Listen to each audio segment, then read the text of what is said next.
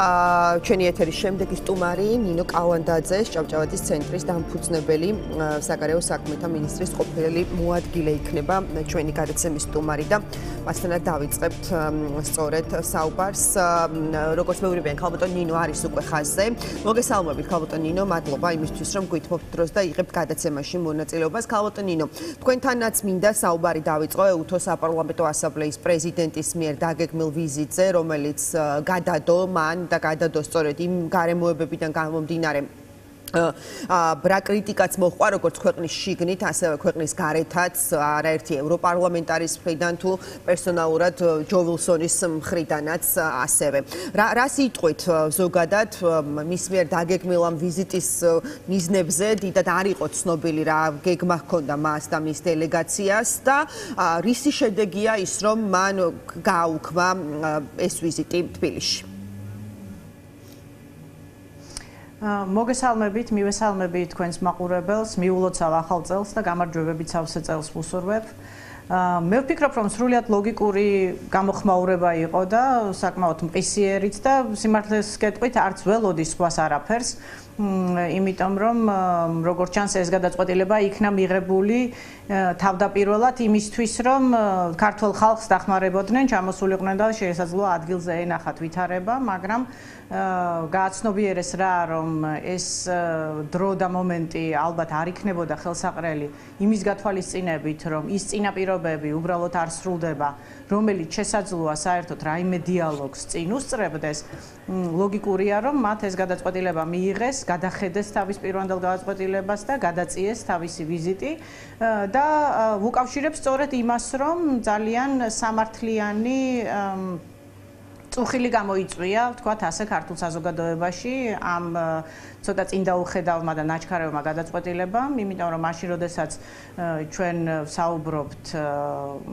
პოლიტპატიმრებზე, რომელთა არათუ გამოშვებაზე არ არის საუბარი, არამედ არანაირი მზაობა არ ჩანს ამ ეტაპზე, რომ რაიმე ფორმის დიალოგი შეიძლება იყოს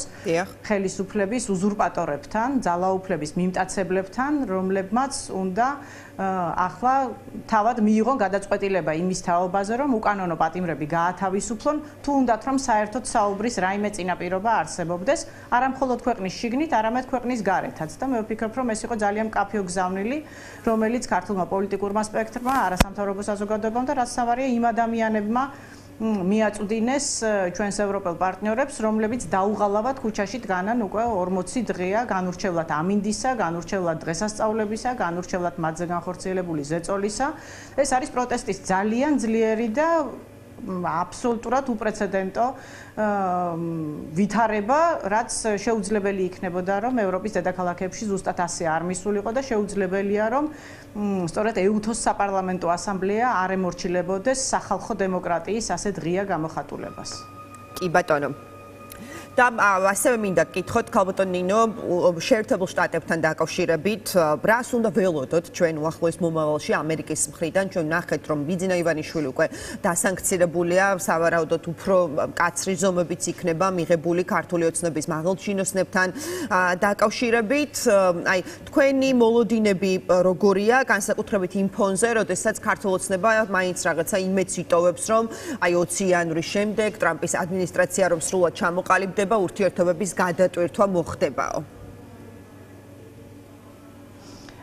ჩემი მოლოდინები არ შეცვლილა ამასთან დაკავშირებით, განსხვავებით ქართული ოცნების წარმომადგენლებისგან, რომლებიც სრულ იმედებს ამყარებდნენ ტრამპის გამარჯვებაზე და ტრამპის ადმინისტრაციის განსხვავებულ პოლიტიკას მათ რეჟიმთან მიმართებით. ეს მანამდეც საკმაოდ მკაფიოდ ჩანდა, რომ საგარეო პოლიტიკის ორპარტიული გადაწყვეტილებები ასე მარტივად გადახედვას არ ექვემდებარება ისეთ დემოკრატიულ სახელმწიფოში, როგორც ამერიკის შეერთებული შტატებია, სადაც დემოკრატიული ინსტიტუტები მართავენ სახელმწიფოს და იღებენ გადაწყვეტილებას და არა ცალკეული მოთამაშეები. და ასევე ჩანდა, რომ ივანიშვილის რეჟიმის წარმომადგენლებთან მიმართებით სანქციებზე საუბარი სწორედ პირველ რიგში ინიცირებული იყო იმ ადამიანების მხრიდან, რომლებიც უშუალოდ ტრამპის ადმინისტრაციის უახლოეს წრეში ტრიალებენ. ამიტომ გაუგებარი იყო რას ეფუძნებოდა ეს მოლოდინები, მაგრამ აშკარაა, რომ თავად ქართულ ოცნებასაც იმედები გაუცრუვდა და მათ რიტორიკაშიც უკვე შეიგრძნობა ის, რომ მათ აღარ აქვთ რაღაც თარიღები დათქმული, რომელსაც მოეჭიდებიან და რომლითაც ისინი თავიანთ გარემოცვას გაამხნევებენ, რომ ახლა აი ტრამპის ინაუგურაციის შემდეგ გადაწყვეტილებები განსხვავებული იქნება. პირიქით, აშკარაა, რომ ეს გადაწყვეტილებები კიდევ უფრო გამკაცრდება და გამკაცრდება ორი ძირითადი ფაქტორის გამო. პირველი, იმიტომ რომ რეჟიმი არის იძულებით ხელისუფლებაში, რომელიც უგულებელყოფს ხალხის დემოკრატიულ გადაწყვეტილებას, უგულებელყოფს იმ ხალხის მოსაზრებას, რომელიც ქუჩაში დგას, უფრო მეტიც ძალადობს მათზე. და მეორე ის რომ ეს არის ხელისუფლება, რომელიც ღიად შემჩნეულია თანამშრომლობაში ოკუპანტთან, რუსეთთან და რაც თავარია დასავლეთის მტრებთან, რომლებიც დღეს არიან ჩინეთი და ირანი და მათ მოკავშირედ ჩამოყალიბებული ოლიგარქიული რუსული რეჟიმი. ამიტომ სრულიად ლოგიკურია, რომ არა მხოლოდ რიტორიკა გამკაცრდება ამ რეჟიმის წინააღმდეგ, არამედ კონკრეტული ზომები და ნაბიჯები გადაიდგმება იმისთვის, რომ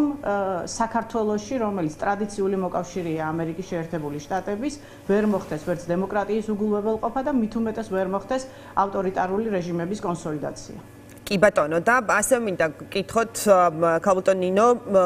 რას უნდა ველოდოთ უშუალოდ ივანიშვილთან დაკავშირებით და ახსნი რას გულისხმობ აი ამერიკის შეერთებული შტატების მხრიდან სანქციების შემდეგ აი ქართული ოცნების რიტორიკა მაინც დარჩა რომ აი ივანიშვილი ისედაც დასანქცირებული იყო და თავად პერსონალურად ბიძინა ივანიშვილსაც უთქვამს ეს რომ მე მაინც ანუ ის თავს თვლი და მოკლედ დასანქცირებულად ხომ აი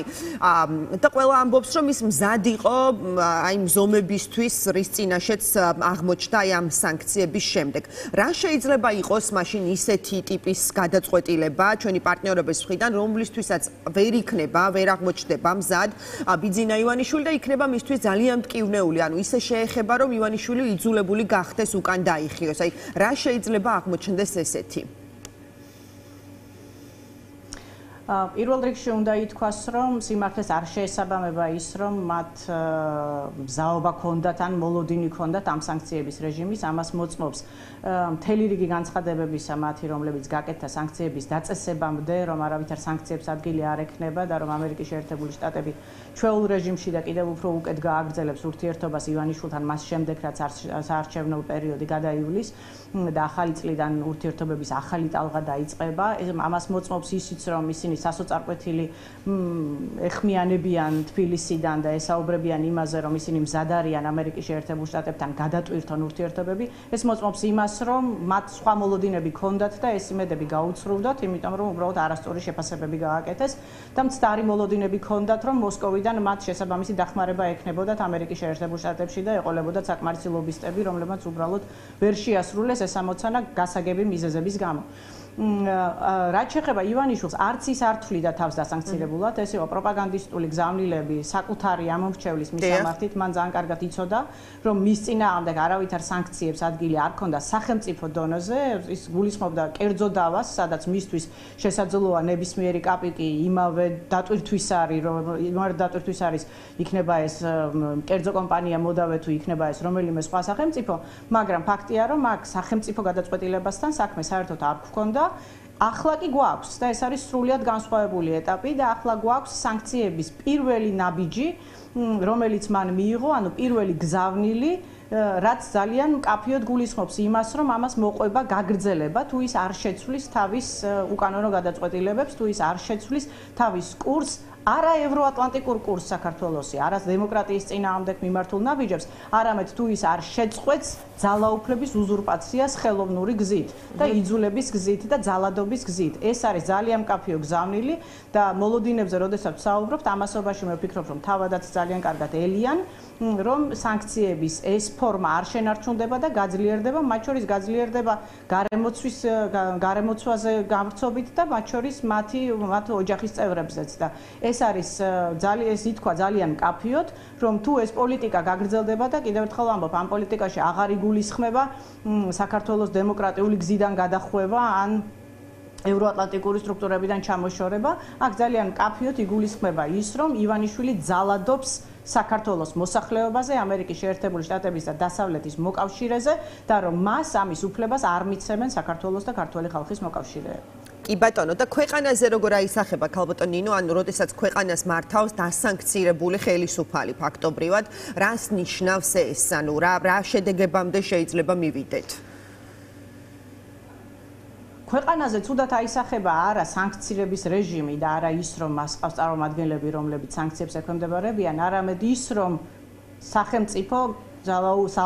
ძალაუფლება მიტაცებული აქვს პირებს, რომლებიც საქართველოში დემოკრატიას ანგრევენ, რომლებიც საქართველოს ეკონომიკურ განვითარებას, სტაბილურ დემოკრატიულ განვითარებას შეგნებულად და მიზანმიმართულად უშლიან ხელს იმისთვის, რომ მათ ითანამშრომლონ მტერთან, ოკუპანტთან და საქართველოში გააძლიერონ მტრის ინტერესები. ეს არის რაც საქართველოზე აისახება ცუდად, ეს არის რაც საქართველოს განვითარებაზე აისახება ცუდად, ეს არის რაც საქართველოს ეკონომიკას ძალიან დიდი საფრთხის წინაშე აყენებს და უკვე დააყენა. და არა ის, რომ სანქციები არის შედეგი და გამოძახილი იმისა, რა პოლიტიკას აწარმოებს ივანიშვილი საქართველოში და ივანიშვილი საქართველოში აწარმოებს ქართული სახელმწიფოსთვის დამანგრევალ პოლიტიკას და ამის გამოძახილია სანქციები დასავლეთიდან. კი ბატონო, ძალიან დიდი მადლობა ქალბატონ ნინო იმისთვის, რომ დაგვითმეთ დრო და მიიღეთ გადაცემაში მონაწილეობა. ნინო კალანდაძეს ვუსმენდით პირდაპირ ეთერში.